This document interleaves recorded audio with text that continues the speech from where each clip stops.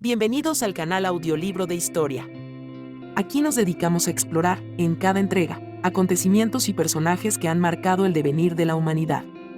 Si en algún momento discrepas de la versión que te presentamos, te invitamos a compartir tu perspectiva con respeto. Nos comprometemos a investigar y, más adelante, preparar un video donde integremos también tu punto de vista.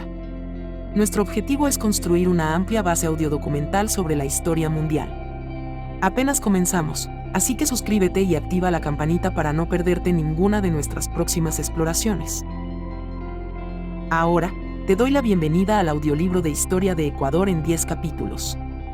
En este cuarto episodio, atravesaremos el largo periodo colonial, observando cómo florecen y se tensan las estructuras sociales, políticas y económicas en la Real Audiencia de Quito, hasta que las primeras inquietudes de cambio comienzan a inquietar el aire en plazas y tertulias. Imagina, por un momento, que te adentras por calles empedradas. Las fachadas de casas y conventos se levantan a ambos lados, de color blanco encalado, con balcones de madera tallada. Es la mañana temprano en la ciudad de Quito, quizás a mediados del siglo XVII. El aire es fresco y el silencio se ve interrumpido por el pregón de un aguatero que anuncia su mercancía, y por el eco de las campanas de alguna iglesia próxima llamando a misa. A lo lejos, los picos nevados de los volcanes vigilan a la urbe, como testigos mudos de los tiempos que cambian. La Real Audiencia de Quito, establecida en 1563, fue el brazo de la corona española que administraba estas tierras y sus habitantes.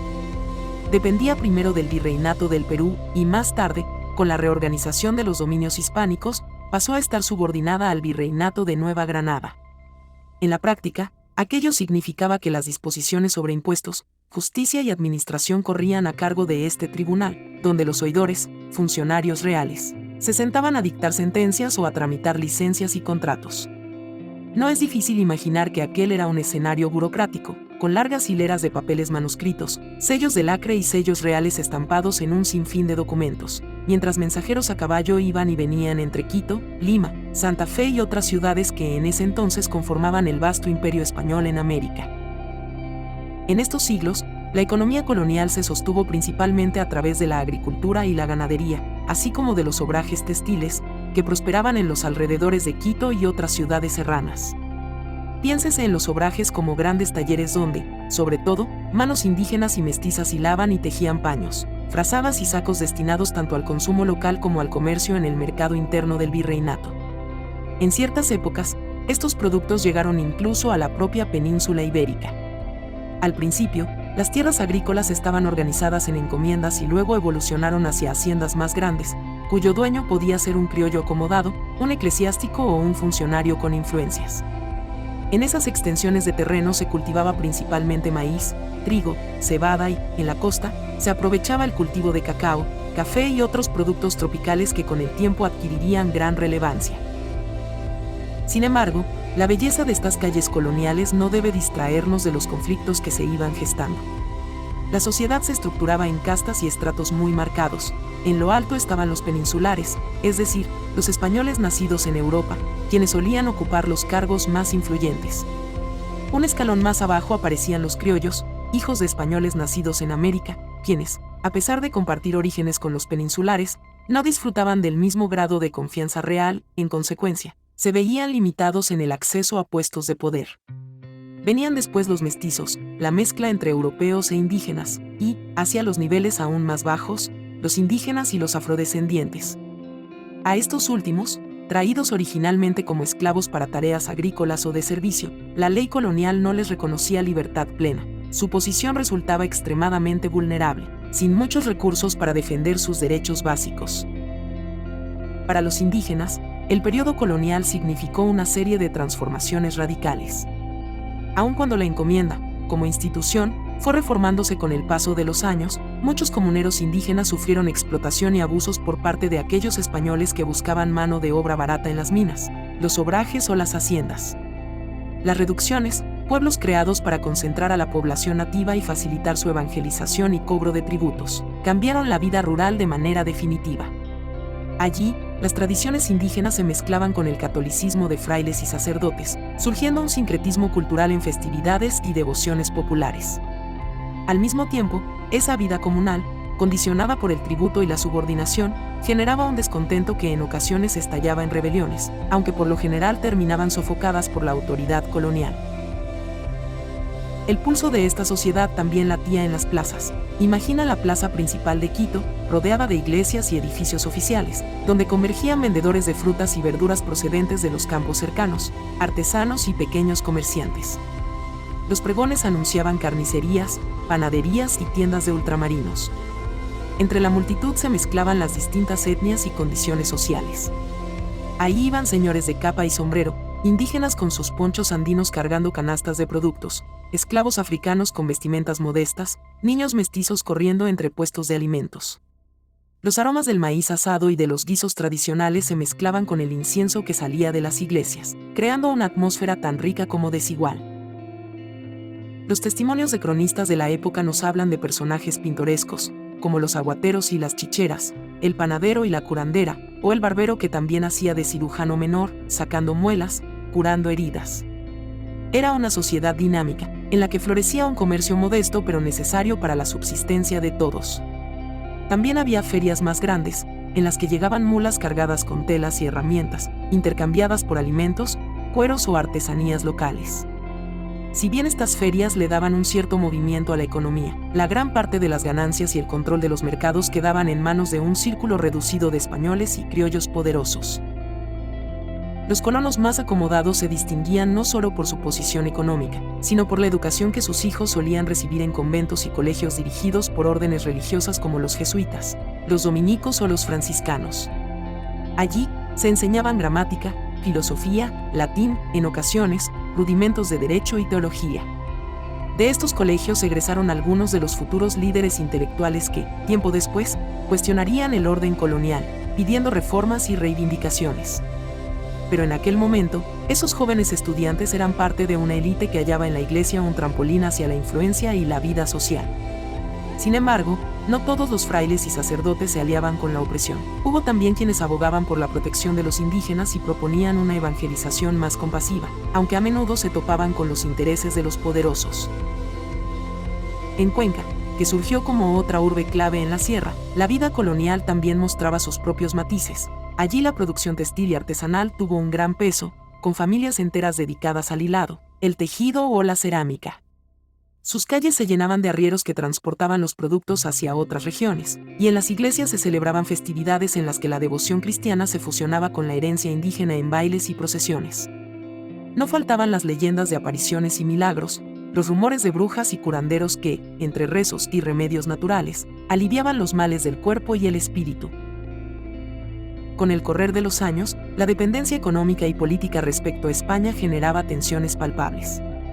Los criollos, que manejaban buena parte de las haciendas y del comercio local, se sentían relegados cuando la corona española nombraba peninsulares para los cargos más importantes.